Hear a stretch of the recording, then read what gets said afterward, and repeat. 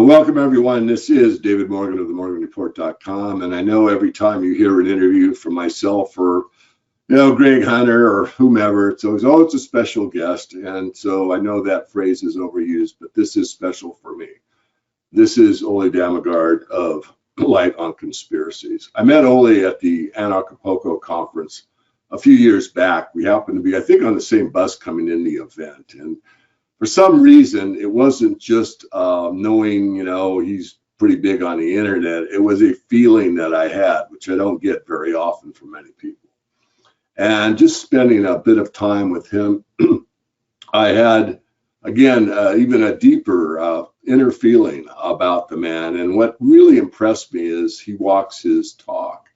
And what he says much more often, and I think practices more than me, and that's just my opinion, is that we're going to win and that love conquers all.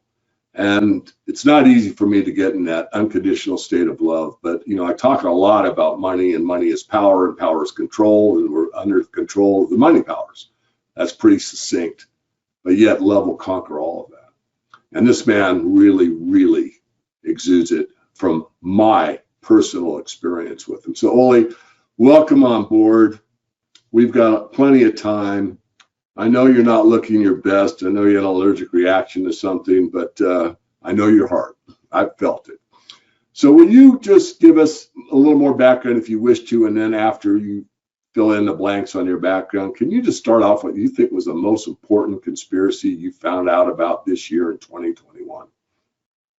First of all, thank you for the introduction, and it was a great pleasure for me to meet you as well. When we met on the bus, I didn't recognize you to start with. I'm sorry, because I'm not into money very much. And then I said hello to you, and hello. And then suddenly the next day you were on stage with this shiny suit and whatever, like looking all impressive and really delivering. So I was like, whoa. And then I think we had, I know we had the pleasure of inviting you for lunch, so that was a really great moment for me as well. So just to fill in, I've spent about the last 40 years looking deep into a lot of the top political assassinations and so-called false flag operations, which is state-sponsored terrorism, which is, in other words, more or less all of the alleged mass shooting, alleged terror attacks that have happened the last, 30, 40 years. I had no idea when I started out that these things were connected, absolutely none. And it's only over the years that I've found that that more and more is pointing the same way, that the dots are connected. And this is one thing that I really appreciate with you inviting me, is because we come from two very different areas. I mean, money is, I know zero about it. Silver, I know zero about it. You maybe don't know so much about my stuff, but at the same time, now we're at a point where we start seeing how they're connected. So at this point in time, I think it doesn't matter if you're really into trying to expose chemtrails or the military-industrial complex or assassinations, or Corona, or the big bank thing that with the Fed in the spear leading this whole charade. We come back to the same octopus with one head and tentacles in so many different areas. So the thing you've been looking into is just a tentacle of another, of the same power structure that I've been looking into, because they have been very, very brutal, very, very efficient for many, many years. And so they're working their ways in all different areas where it really makes a difference. And finances is for sure one of the biggest, if not the biggest one, because the one that controls our money or our debt, they really, really got us by the balls. So when it comes to your question, the biggest conspiracy, I mean, for me, it's like there's one conspiracy and then you got different symptoms. It's, I can look at it sort of like on a street level, yes, this happened, yes, that happened. But for me, once I start finding out, let's say the George Floyd alleged murder by this police officer, once you start seeing what was actually going on that day, how it's connected with the whole Corona operation, how it's connected with Black Lives Matters, which is George Soros' sponsor, how it's connected to global change, how it's connected to the whole population control, I can't breathe, all of these things. When you see how they go in like this and they just click in, it's just, for me, I look, for instance, at the details in a thing like that with George Floyd, if we take that as an example, trying to find out what actually happened. I'm not here to try and prove a point, absolutely not. I'm trying to find out what the hell happened. Is the official story true or is it not? Because we're being told that there is a problem, for instance, to the left. If that's true, then the solution will most of the time be somewhere over to the right. But if the problem is not what we're being told, and the problem is actually to the right, then it would be a totally different solution. And I'm trying to find the solutions. I'm trying to transcend this whole thing so that we can get ourselves out of this ambush, because it is like we're being lured into an ambush by a few super psychopaths that have a whole army of brain dead, I don't know what to call them, but enforcers. We're looking at like a mafia structure of how these few are keeping us in control. And so for me, I just want to try and identify what is the root cause of this. Look at what actually happened on the street level, but that's not where the solution is. The solution is who was behind it, why was it carried out, who benefited, and how can we get out of this? And I think that there's this thick book called the Bible, and it's there's one quote in it that says the truth will set you free, and I really believe that. They say the devils are in the detail. I say no. Liberty, freedom is in the details. They've hijacked that saying, because it's not like that. It's not the devil is in the detail. It's for us to find the details that will free us out of the grip of evil. Because in the long run, I think evil is we're up against. It's like this spiritual battle between good and evil, and we're like in a gladiator arena, where we're just trying to identify what's actually going on and also get out of it so that we can transcend and lift ourselves into the next level of life, which I think is, and I hope is going to be a beautiful, beautiful one, if we can manage to get out of this rat hole. Because if not, if they succeed what their plan is, and they have not been hiding their agenda, it's been out in the open for many, many years, if they get away with it, our future is as dark as you can imagine. It is on steroids into absolute pure control, hell on earth, not worth living at all. So for me, that option doesn't even exist. I mean, failure is not an option. It's for us to transcend this whole thing in a non-violent way, but by using the truth. Just aim the light at the belly of the beast, into the darkest of the dark corner, and let the truth do its work. Because the thing is, with all kinds of criminalities or criminal elements or whoever it is that is trying to do horrible stuff to us, it's only in the dark that they can function. If we aim the light at them, it's only in the shadows that criminals can work. If you aim the light straight at them, you neutralizes them. They cannot move. So this is what I try to do. That's why my website is called Light on Conspiracies, because there's a lot more than one going on, but on the whole. So without really having answered your question, I would say the biggest conspiracy of the last few years is the Corona operation. I mean, by far. But it doesn't say that it's different than any of the other ones. It's just that it's on a whole new magnitude that we've never seen before. Through Agenda 21, all of these countries are in a coordinated movement towards this end goal, very, very, very dark end goal.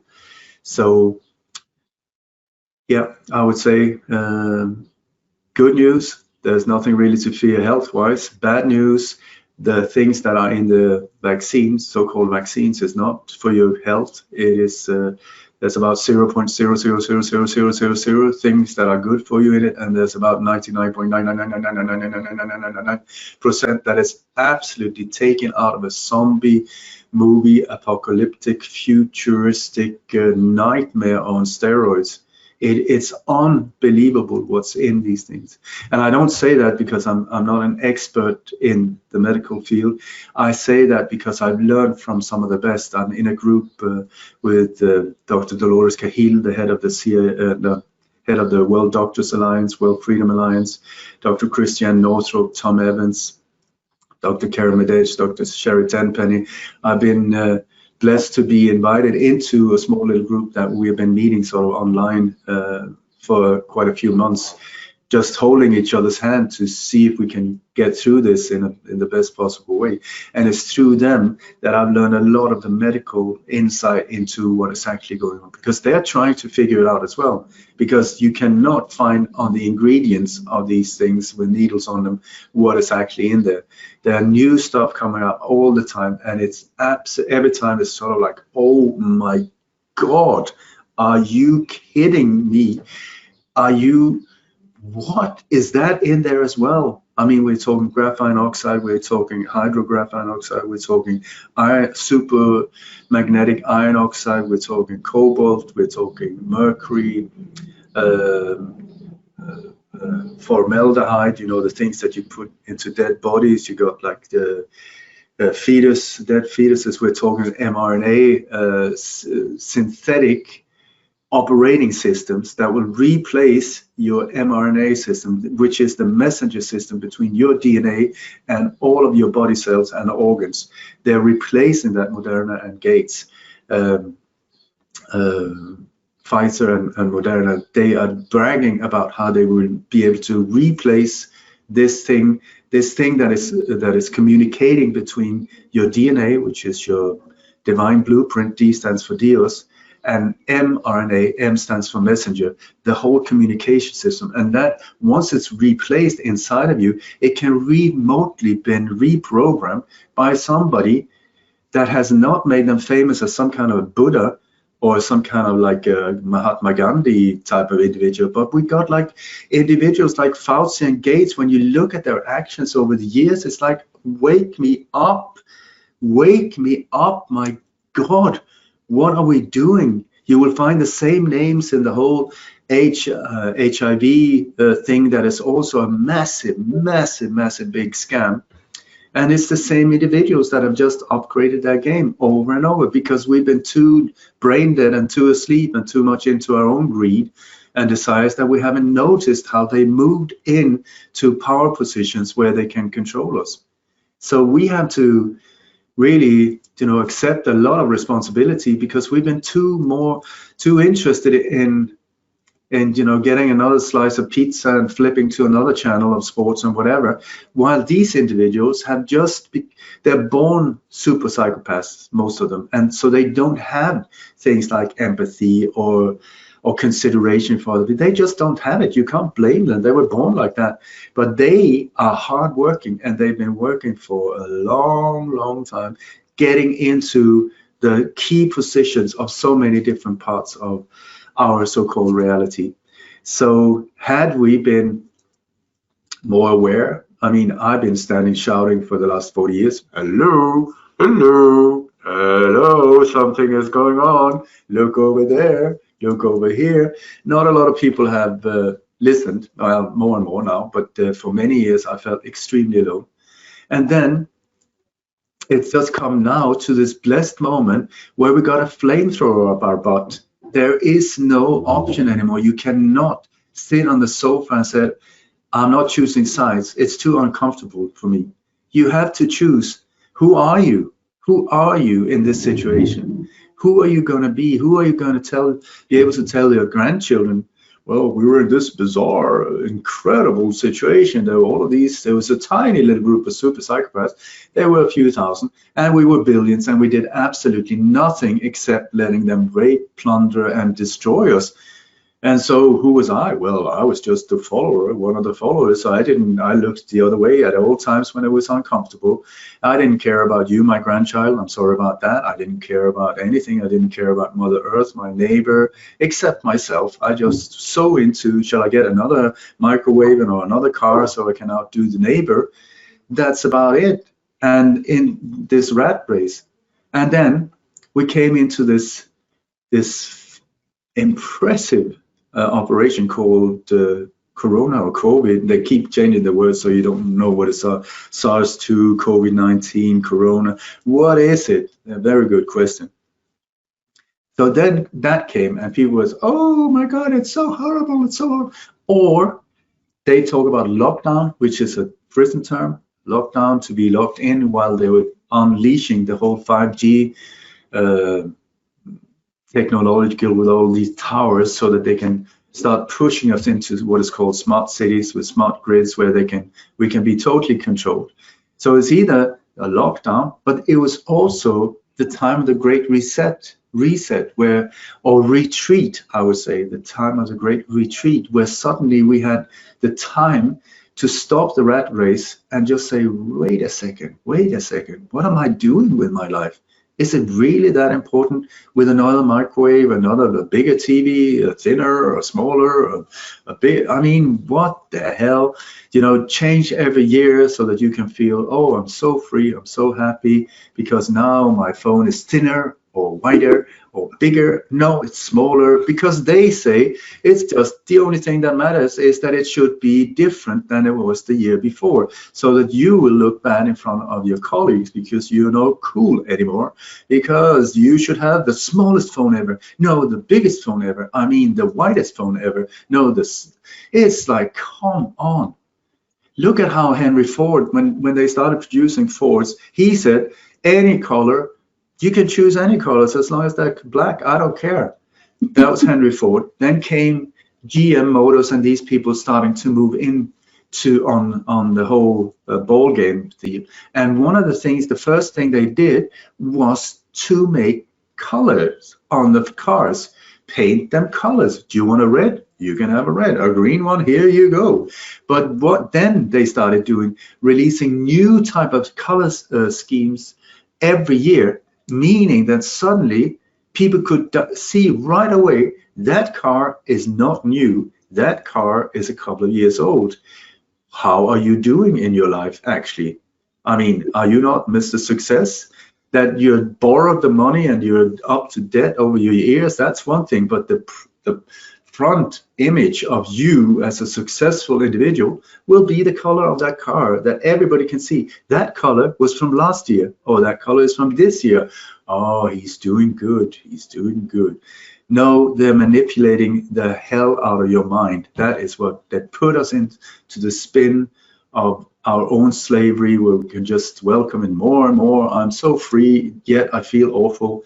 And what is that? So, David, I'm rambling on here, but then I can keep rambling on if you want. I know you had a long day, but well, we could go. I can go into great detail about the whole Corona thing if you want to, because what actually happened to the world is a lot less than was planned. And I'm, without polishing my halo too much, I was a big part of stopping what was actually planned for this world, which was absolute hell on steroids. I tell you that. All right. Well, I will ask that question. What was the plan and how did you help foil it? But before we go there, and I want to keep this succinct, and I know we could go for hours and probably go well over an hour. So one question that I got in a lecture I did here in Spokane a couple years ago was, who's at the top of the pyramid and who are they? And, I'm well familiar with psychopaths and sociopaths, and I've actually met a few in the investment banker realm, which is where I spend some time, not a lot. But I was asked this by this woman after I gave my little, talk, and she said, well, who's at the top? And then she added on to the question, do you think that it could be aliens? And I looked her in the eye and I said, I will say, I don't know. Because if I say no, it isn't aliens, then that means that I absolutely know, K-N-O-W, that there aren't. So if I don't know, the only honest answer I could give you is what I just said, I don't know. I cannot rule it out. So not that we need, and like Max Egan says, and I think you're familiar with Max, it doesn't matter if it's the Zionists or the Jesuits or the who's at the very top. Maybe it matters to some people, maybe it doesn't.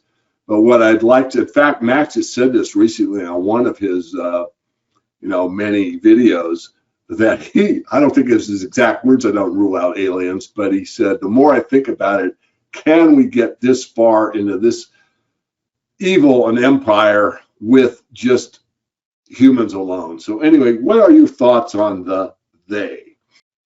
I would say that in the spectrum of light, we live in sort of like 1%. What we can see with our human eyes is 1%. So what's in the 99%, I think would be a good question to ask before you judge and say that's ridiculous. I mean, just look at radiation, with that you can, on an X-ray, that's a different type of light, ultraviolet, infrared, you can see totally different things than we can. And so that's only 1% of the spectrum. So what is in the 99%? That I think is, I have no idea. I have absolutely no idea. What I do feel strongly is that we're part of a much bigger game than we are aware of. I know, for instance, that this meat suit that I'm occupying is, it's almost like I'm on a chessboard being moved around. I mean, there's this divine synchronicity sometimes that is just incredible, where the chances is 1 like in a trillion that this would happen. What is going on in these times? Am I being moved around? Is it my higher self that is playing this meat suit in this reality? My higher self being in another, just part of the 99% of the light spectrum? Is that what's going on? So I'm very confused. I have no idea when it comes to this. You say, who's at the top of the pyramid? I would say the pyramid, they forgot to tell you, it's upside down. The top of the pyramid is actually the bottom of the bottom. You will see everything they do, they try to tell you it's like this, but actually it's like this. So the individuals we are up against are the lowest of the low of the low of the low of the low of human quality. It is absolutely not impressive whatsoever.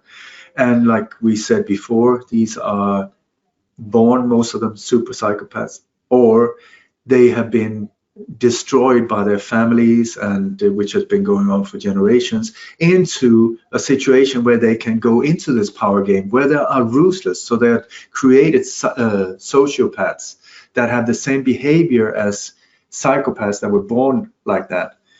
So these families or individuals, I mean, I have met very few of them. I think you in the business where money is, that's where it really thrives. So I'm sure that you've been standing face to face with some of them. But where I've been, there is, how can I say, a quality to these individuals that is not very impressive. It is impressive if you want to be some thug or a mafia leader or like a school bully. Great, that is the qualities these individuals have. They can intimidate, they can manipulate, they can lie, they can backstab, they can kill you, or they get other people to kill you. So it's management by fear. That is the name of the game. But the people, the so-called normal people, whatever that means, most of us are striving this way. And I would say that the people we are up against are striving this way. They have this individual or boss or whatever power. He's got horns, he's quite red, he's got like a hoof, and he likes really hot climate. That is the individual that they are letting lead the way. They're into a lot of ceremonies and worship into this guy. And we are trying to get out that part. So it's like, I had this, I was doing a lecture in a church in Belgium, I think it was, together with Ronald Bernard, who's a former Illuminati banker. And I thought that was really, really interesting, because here is a guy that, according to himself, he thrived being among these people. He loved it, because he said, I was so messed up as a child.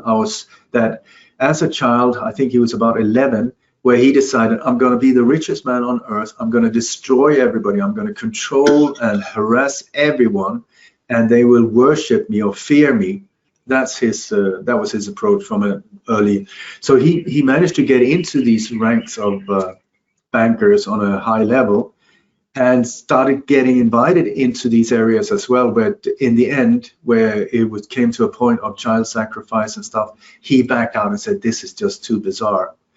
But it was so interesting because after there was like Q&As after our presentations, and so instead of the audience asking, there was somebody in the audience who said, why don't you ask each other questions, you and you? So I thought, that is amazing, thank you so much. So I, looking into the eyes of dear Ronald Bernard, who's got very, very naive, innocent, childlike eyes, he's not like a brutal alpha male at all. So I was asking him about these very specific things, and he was extremely honest. I mean, excruciating honest, putting himself in not a good light, I tell you that. So I was impressed by his honesty, and one of the things I asked him, so when you were among these people, how did you see someone like this one? How did you see?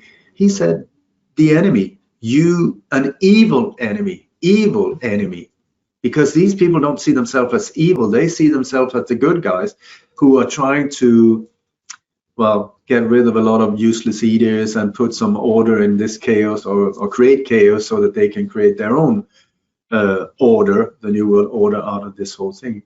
And so I asked him, so how, okay, so if I'm evil, how when you're in that, how do you express love? How do these individuals express love?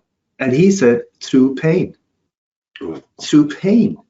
I was like, oh my God, what are you saying? And he said, yeah, they show love like they torture their children out of love. I was like, how twisted is that? No, he said, and he started describing what they were doing, you know, electrifying iron cages and stuff. I just said, please stop it. I can't handle this thing. But if you look at a matrix, or if you look at a computer game or whatever, it needs a battery with plus and minus, black and white. This is the existence of duality. So you need left to understand right. You need up to understand down, and apparently we need evil to understand good and love. So should we judge it? I'm like at a point where I try to judge the sin, not the sinner, because you know, it's like watching a Batman movie. What movie would that be without the Joker, without the criminals? You take away that part, it would just be boring. A guy running around like in a suit with ears and driving a weird car from the beginning to the end, saying everything is good, everything is wonderful. It would be boring for all of us. We need the drama. And how do you create drama? Plus and minus, duality, where there's an option for us to choose. Do I want to become a serial killer, or do I want to become a saint? I mean, I've got a kitchen knife out here. I can turn this house into a slaughterhouse within 10 minutes if I want to, but I choose not to, because my ambition is to go that way, not that way. If this was the way I wanted to go, maybe I would choose the kitchen knife and chop, and make a name for myself. But it's so we are in this beautiful, incredible place where we can live out our dreams. You can actually live out your dreams and be part of this creative process of creating something new. It's moving all the time. Is it matrix? Are we living on, is it round or flat? Who knows? I have no idea. I don't know. I just don't know. But I do know that what matters in my world is that I follow the law of the heart. The heart, we know, most of us that are born normally have this GPS in our heart that says, listen, to kick that baby, not good. You can do it. That's not good. You know, chop the head of that person, you can do it, but really it's not good. How does it make you feel? Not good at all. So if you help that homeless person, how does that feel? Felt really good. How does that feel? No, felt. We have it in us. And a few thousand years ago, they said, okay, let's make this simple. We'll take a few stone plates and just chop. We'll do it like that. So you got it. Let's make it simple. 10 rules. Don't kill, don't steal, don't take somebody else's wife. Treat people with respect, especially the older ones, you know, and then don't just be and the way you want other people to be like to you. It's very simple. You stay away from these things. Life is good. You don't need wars. Who wants wars? I've never met a person, a normal individual, who said, I want to go to war with that nation. Never happened.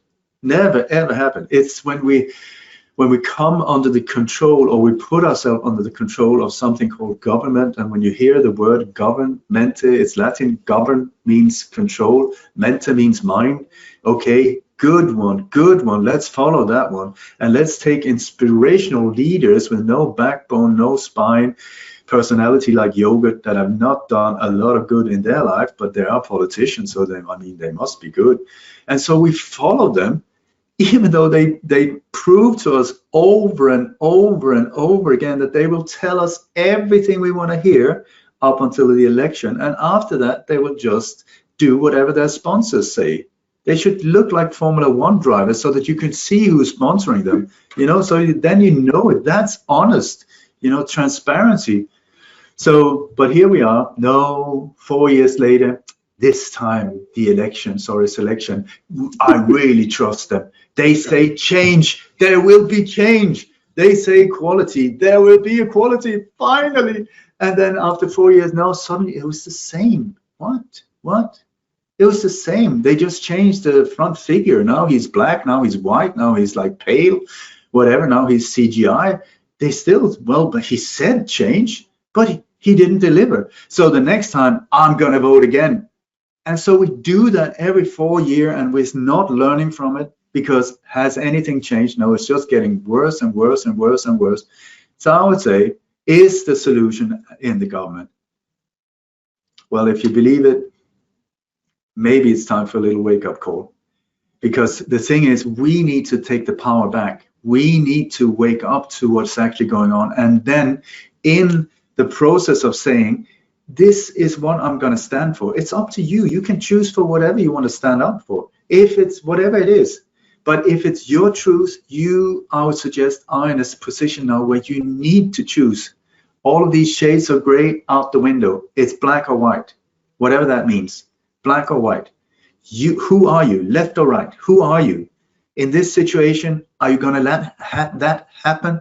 Are you going to let your kids stand alone, totally unprotected, when people in a white robe, Dr. Mengele and his guys, come in a police car and said, we will give you this, because now you're 4 years old and you're old enough to choose for yourself, and we're not standing up for our kids? What kind of human being, what does that say about us? Yeah. I'm not talking about stand up, I'm going to blow the head of you. That's not what I'm saying. I'm a pacifist. At the same time, enough, you know, in your heart, even though you're a coward, you know what you should do. So it's the thing, am I going to live my life as a coward and maybe be 98-year-old before I die, and then I can die really miserable and think that, what did I do with my life? Not a lot. Am I proud of it? No, not really. Or can you say, hell no, or heaven yes? Heaven yes, I'm going to stand up for this. It might end with me being dead. Okay, fine. They say that we're going to die anyway, but so it's just that the expiry date is a little closer. Otherwise than that, it's the same thing. But then you will leave in a way that you can say, my God, I really had an amazing ride. I did my best. I failed sometimes. I succeeded other times. But did I actually try to make this beautiful world that I want for myself and others? Yes, I did it. I really, really tried. And so I failed. But I did my best. And boom, now I'm dead. And who knows, reincarnation, maybe I'll be back or not. At least the flag was at the top when I said bye-bye. So we're being blessed with a situation from hell, because it's putting us in a situation where we have to choose. There is no longer an option. People have been able to sit on the sidelines for so many years saying and judging people like myself. I think, really, this is what you can get from me. It's like, if you're down in the gladiator arena and you criticize someone like me, come down. When we're on the same level, when we're trying to accomplish the same, I will welcome any kind of criticism. I will welcome your opinions. I will really respect you as this individual you are, being down here in the arena.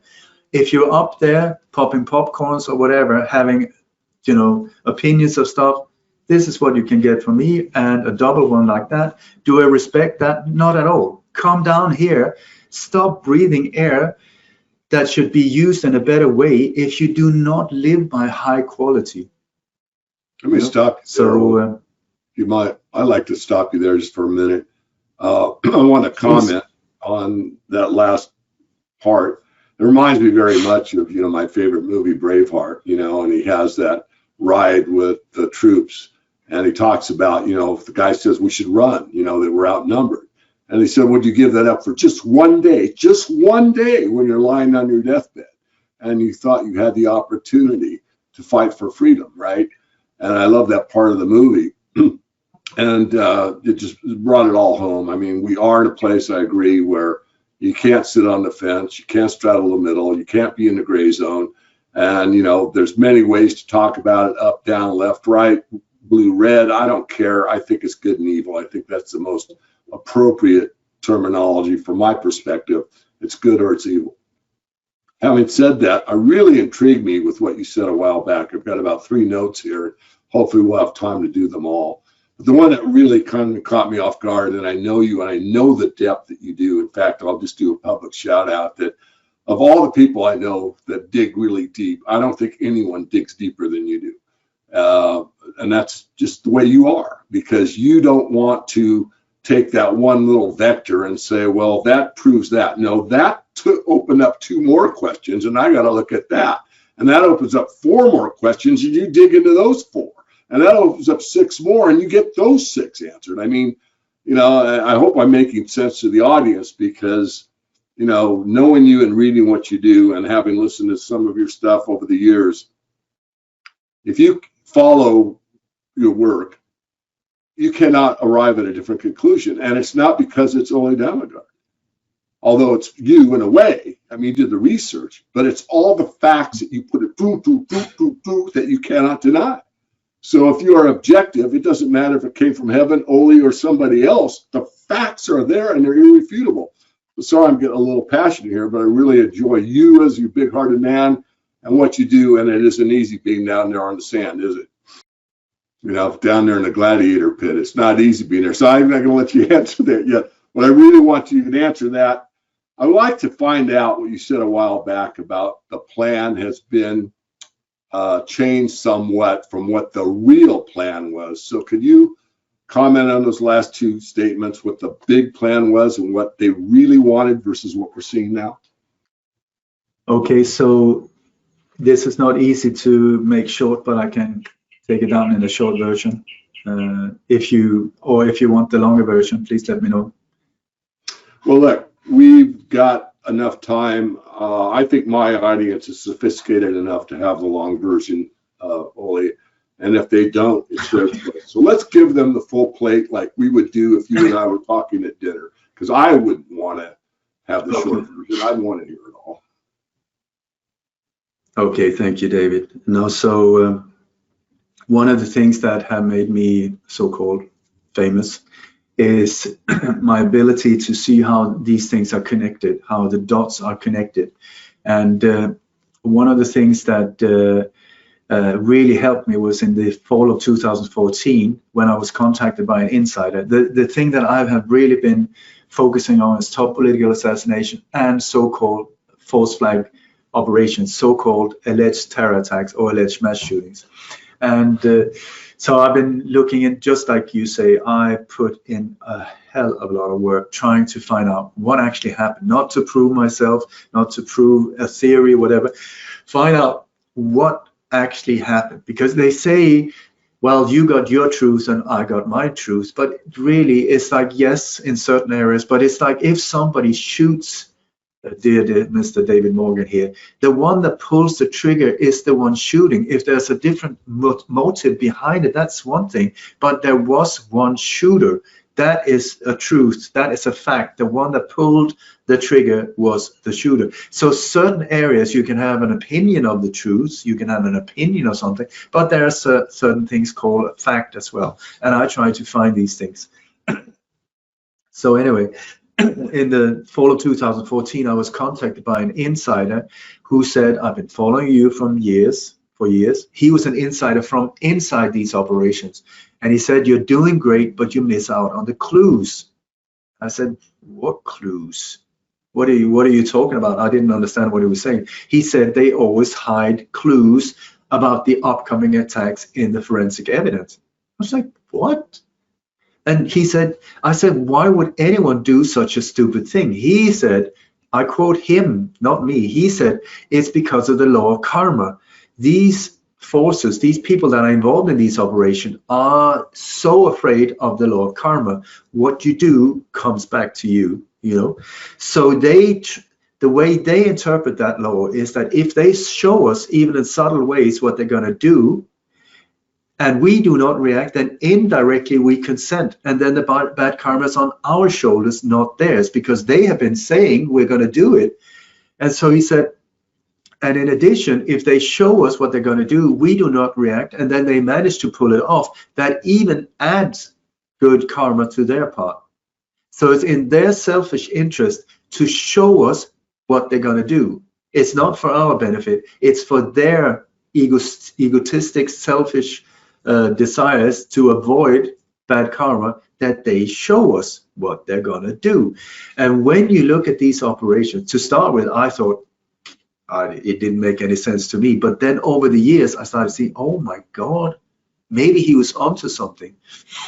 It wasn't over the years, but in the next few months after that, I mean, I don't know, I get contacted by a lot of strange, colorful people, you know. Some of them are what they say, other people, I have no idea. I don't know who I'm surrounded by at any time, you know. So anyway, a few weeks later, I started seeing there were 4 different attacks that I felt that I found things that looked like they were sort of pointing to the next one. It was Dublin, Paris, Copenhagen, and Florence in Italy. And so then boom, a thing happened. So an alleged ISIS attack happened at a power station outside Dublin, a failed attack. Then came Charlie Hebdo on the 9th of January 2015 in Paris. That's 2 out of these 4. So I was like, whoa. So I thought, what did that guy say? And if so I looked, and the next one was pointing straight towards Copenhagen. And that was the first time on the 14th of January 2015, where I stepped forward and said on international radio, some of the big shows in the US, I said, I don't know, this is what I've been informed. This is what I see. If I'm correct, then it's going to happen very close to that train station in central Copenhagen, Denmark, at that day. I pointed out the 14th of January and that exact area. And I said, especially if there is a security drill at that time, please go on location, bring your cameras, so that if something goes down, you will be filming it. And it turned out that there was a security drill. The drill is always part of these operations, the security drill, to clear the area, to rehearse, to get the photos, to get the crisis actors, everything in place, and boom, then a terror attack happens the next day. No, it's part of the whole thing. Anyway, so January the 14th came, I was the one blowing the whistle, pointing, and absolutely nothing happened. So I thought, well, apparently I was totally wrong. I looked like an idiot, not the first time, not a problem. But at least I did what I could and what I believed was the best thing to do. And then exactly 1 month later, on the 14th of February, same time, same location, same scenario that I had pointed out happened on Valentine's Day 2015. 1 month later, on the hour. And that was the time when I just felt, oh my God, this is 3 out of 4. And so we went big time, or I went out big time saying, Florence, please, around the statue of David, please be aware, bring your cameras, bring everything. And then on the 15th, I think of February, there was a failed ISIS attack in Florence. ISIS is their boogeyman, the people that are setting these things up. Al-Qaeda upgraded to ISIS, same thing, same shit, different name. Anyway, so that was 4 out of 4. I thought, oh my God, I'm onto something. So from that day on, when something happens, or if I find a clue, I am in there looking for the clues. Where is it? Where is it? It's here somewhere. It's just up to me to find it. If it's not a real terror attack, and I have encountered very, very, very few real ones, if any, but state-sponsored NATO attacks with the CIA, Mossad, MI6 in the background, all the time, all the time. This is what I end up with the same little mobile unit that is traveling around between these NATO countries, carrying out the same theater play, you know, just like Pink Floyd was on tour. It would be David Gilmour playing the guitar in Toronto, as in Melbourne, as in London, as in Stockholm. Same here. The same players are doing it to us. I call them the global tour of terror. Anyway, so this has made me become a person that has been able to predict and stop several of these things, because I found the clues. Had this insider not informed me, I would have never even thought of anyone doing such a thing. I mean, it was only through him. I have everything to thank him for.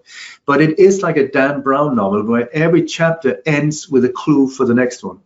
The statue is pointing in that direction, the print in the background, the bus that is in the background. What does it say? What is the text saying on the bus that is passing right when they are being interviewed? What is the color of the hair? What is the, you know, they keep shifting, they keep changing. So there's no a static way of putting the clues there. But anyway, so over the years, I predicted 62 of these alleged terror attacks or mass shootings up to 2 months before they happened. Predicted or connected. So that has made my last name become a verb. Hashtag Damagard or hashtag Damagarding is to find the clues about the upcoming attack, predict it, and hopefully stop it. Okay, so that's just a little background. So in October 2019, not 2019, 2019, which was at a point when nobody had heard about Corona. I had not, you know, I knew the beer, that was about it, but never ever had I heard anything about that. I was on tour in Sweden, and one of the things that I was exposing was an alleged terror attack in Stockholm, where a truck is said, a foreigner is said to have jumped, hijacked a beer truck and then driven down a pedestrian street, killing 5 people and then injuring a lot of other people, and then slamming it straight into a mall. Boom. And this was a Friday afternoon, which is also one of the giveaways when it comes to these operations, because Friday afternoon, the reason they do that is because of your area of finances. You know, it really, if you know what's going to happen in a thing like that, a major terror attack or a major assassinations, you can have control over what's going to happen. You know that it's going to go like skyrocket in one way or the other. That's how the Rothschilds made their money. That is how the JFK assassination, the assassination of the Swedish Prime Minister Olof Palme, was the all-time high of the stock market, because they knew. So you can see the stock right before it happened, boom. And one of the reasons why many of these things happen on a Friday afternoon is because then the stock market closes, and they say, oh, out of sympathy for the families of the victims, we will raise our flag to half, you know, and then we will have Friday night, Saturday and Sunday to make all of these things, you know, make an absolute fortune, and then have time enough to cover our tracks so that Monday morning when we open up again, boom, nobody will see what happened. That is why Friday afternoons are very, very important when it comes to these things. Anyway, so I was, to start with, I thought it was a real attack because it was really well pulled off, this one. But then after a few thousand hours digging into it, I just felt, oh my God, here we are again. It's the same people again. It's unbelievable how they know they're untouchable, so that they're really arrogant, and they just pull it out right in front of our face. Anyway, so there was this this man that I'd never heard about before, who gave a speech at a conference a conference for the intelligence community from other countries. But he gave it in Sweden. And anyway, at that conference, which was filmed, and then the video was leaked out to me. I don't know who filmed it, but I do not think that this was meant to get out to the public. Anyway, at that time, this individual, his name is Ola Slettenmark, he is the security chief for, or the operating chief for security in Stockholm, coordinating ambulance, fire brigade, police, military, government, secret police, and all of these things in a case of an emergency. And at this conference, he did this presentation called The Drill That Became Reality. Please remember, the drills are always there to start with before. And in it, he says that 1 minute before the attack happened, he raised the terror threat level to the maximum and activated all of these different units that was then involved in this whole scenario. So I ask you, how can you activate or raise the terror threat level 1 minute before something happens without being involved? You cannot. You can. It's the best smoking gun ever. Thank you so much, Mr. Ola Slettenmark, for being such an arrogant little bastard that you could not, because the size of the egos of these individuals are the size of Manhattan. You know, they move around. They know what they're doing to us, and they know that they will never go down either. Anyway, so I thought, that is amazing. Thank you so much for giving me this, because I don't have to prove anything. You just gave it all away. And then in his presentation, he showed minute by minute what they did during the first hour, which was like 5 hours before the driver was even identified. So how did they know that it was a terror attack when it could have been a heart attack or a drunk driver or whatever? How could they identify it as a terror attack? And they shut down all the bus traffic, all the train traffic in central Stockholm. They locked in major parts of the government, of the defense ministry. They locked, I mean, the whole thing, there was so many things that happened so fast. How could they do it? They could not if it was not them who did it. So I thought, that is amazing. Thank you so much for identifying yourself, because now I know one. Now I know one. Just like with Garrison in the JFK movie, when Clay Bertrand or Clay Shaw was at his home at Easter, that when he was identifying him, and when he left, Garrison says, "We've got one. Now we got one." It's exactly the same scenario. Here is one. So I started tracking this guy down, and it turned out that he was not just anyone.